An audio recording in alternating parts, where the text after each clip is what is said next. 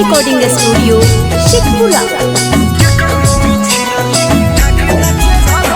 के करमौगी दुलारी के करमौगी झगाड़ी के करमौगी दुलारी के करमौगी झगाड़ी के करमौगी दुलारी के करमौगी झगाड़ी के करमौगी दुलारी के करमौगी झगाड़ी के करमौगी छिनरी उठा के नाचे झगाड़ी के करमौगी छिनरी उठा के नाचे झगाड़ी के करमौगी छिनरी उठा के नाचे झगाड़ी के करमौगी छिनरी उठा के नाचे झगाड़ी आसवा मोगी दुलारी दीपकवा मोगी झगाड़ी आसवा मोगी दुलारी दीपकवा मोगी झगाड़ी आसवा मोगी दुलारी दीपकवा मोगी झगाड़ी आसवा मोगी दुलारी दीपकवा मोगी झगाड़ी रौनवा मोगी छिनरी उठा के नाचे घघरी आसवा मोगी छिनरी उठा के नाचे झगाड़ी रौनवा मोगी छिनरी उठा के नाचे घघरी आसवा मोगी छिनरी देखा के नाचे झगाड़ी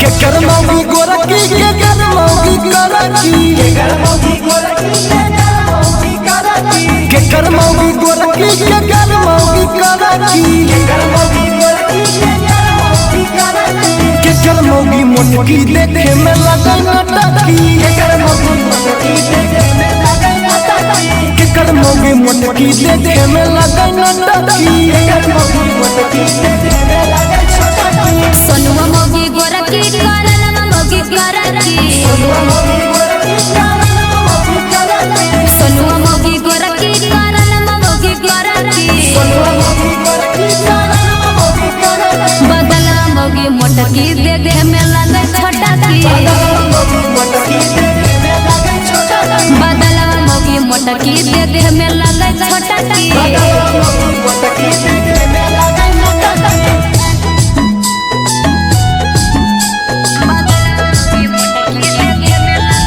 बीना रिकॉर्डिंग स्टूडियो शेखपुरा।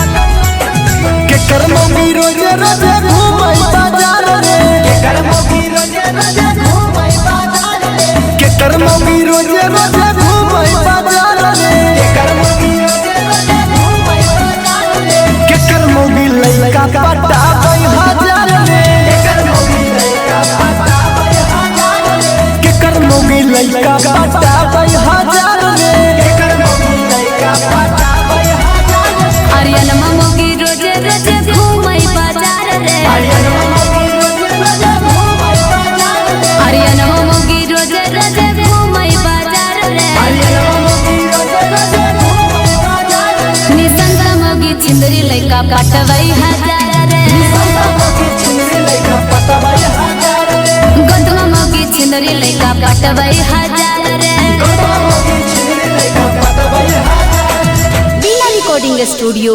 शेखपुरा।